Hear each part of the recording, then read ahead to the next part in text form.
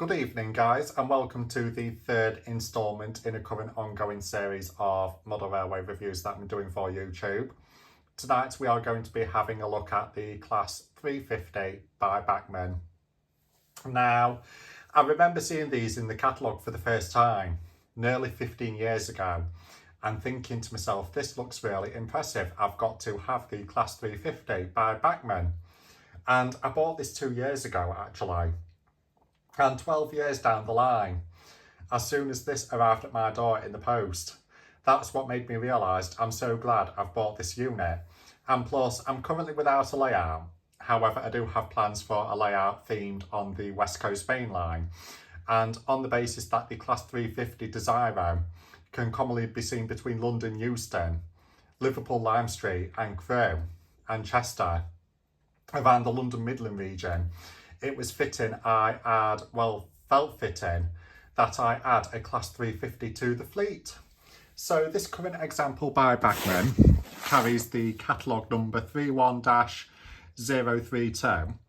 It is the Class 350 Mark 1 Desiro 4-car electric multiple unit.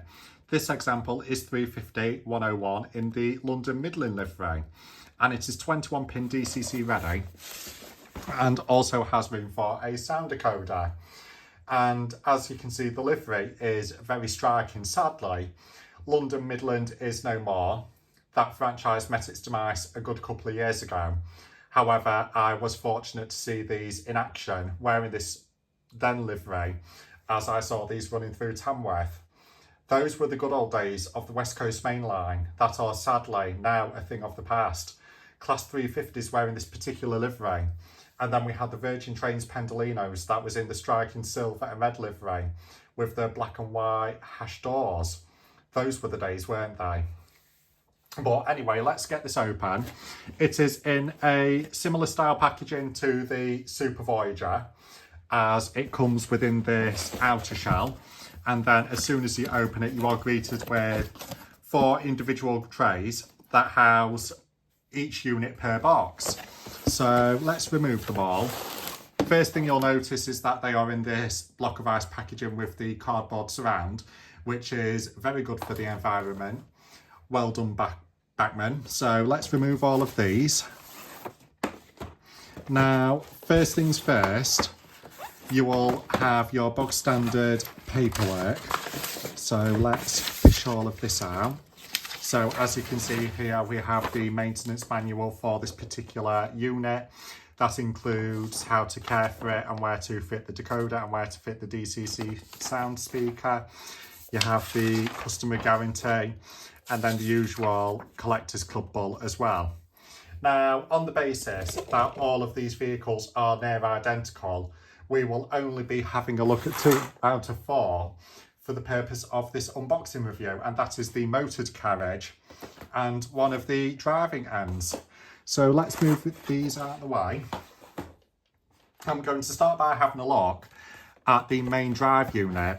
So let's slowly defrost this unit so we can have a look at it in a little bit more detail. You do get a detailing bag that also contains the connectors rods. Now, it is advisory per manufacturer spec that you connect these units in chronological order from coaches A down to D in order for the lights and components to work, because this thing does feature within carriage lighting as well as the usual head and tail lights as well. So let's gently ease this unit out its packaging, and here we have it. Beautiful livery, isn't it? Very colourful livery, and was one of my personal favourite liveries before, sadly, London Midland came to an end. Now, the level of detail in this unit is just impeccable. Now, if you are considering buying the Class 350 by Bachmann or even the Class 450, you will not be disappointed, because I do believe that there's 3 more variants of both the 350 and the 450 that are coming out. There's a 450 that's been bought out by Bachmann in the South Western Railway livery, and there's 2 more Class 350s coming out, both in the Transpennine livery and the new London North Western livery. But back to the model. The underframe detail just looks incredible, doesn't it? There we have it. we have pickups on all the vehicles to make all the lights work. And then it is a 1 bogie drive, which doesn't sound a lot, but if the Hornby Class 153 can run like a dream with just a 1 bogie drive, then so can this unit. She really does. I mean, it is a die-cast chassis, so I've never had any problems with running this unit. And then we have the pantograph on the top. Just look at the amount of detail that Bachmann have put into this. You can just imagine it on your layout underneath some catenary wires and just watching this bob up and down as it coasts around your track, just like the real thing does. And then you have the London Midland logo that has been finally applied. And then you can even see into the carriages where all the seats are as well. And the ends look just as good. You can definitely tell that this was built in Germany because you have the square shape with the narrow gangway and all the lines down the side as well. And then you have the electric warning signs as well, because this can, in real life, run under the overhead wires and on third rail. And is there anything that I've missed about this? Then you have the ventilation grills on the top as well. I mean, just look at that. It is a very impressive unit. And then here you have the sockets for the connecting rods so that you can actually put this unit together. So that's one of the driving cars, and this example is coach C. Now let's have a look at one of the main driving ends. So I'm just currently unboxing this. I should have unboxed it in front of the camera, but never mind, hey ho. Not much different from the vehicle that we've just had a look at. I mean, the livery, just wow. You have 1, 2, 3 different shades of green on top of 2 different shades of grey and black.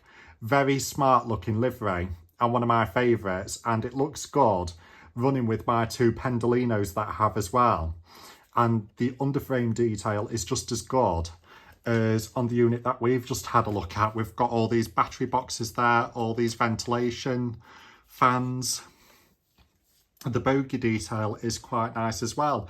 And look, we even have destination boards that says London Euston on. So this one is bound for London Euston.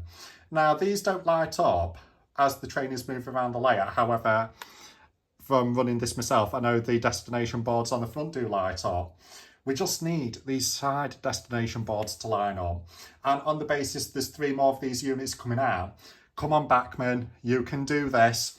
I do also have the Class 450 in the South West Trains livery that I will eventually get round to reviewing, and that looks just as good as this unit that we are having a look at for this video. I mean, I just like the front. It's very quirky looking and it's different because we have the cluster light set up there, and then this is where the Delna coupler would usually sit with the plough. The wipers are separately fitted. You have the number, which is 350-101. Now, from seeing these in real life, I know that when these wore this particular livery, the Mark 1s had the full yellow end, and then the Mark 2 had the half yellow end with this half where my thumb is covering all black. And I think that was the same for the Mark 3s and the Mark 4s as well. That was with transpennine. Correct me if I'm wrong, but like I mentioned earlier on in this video, I am currently without a layout. However, I hope that doesn't stay like that for too long. However, from running this myself, I can tell you this is a very impressive train. I do have videos of this unit running on my channel elsewhere. So if you would like to have a look at those, they can be done by visiting my YouTube. But yeah, that is the Class 350 by Bachmann, and a must-have for those that are modelling the modern day railway, especially if they are basing it on the West Coast Main Line, as this unit does the job.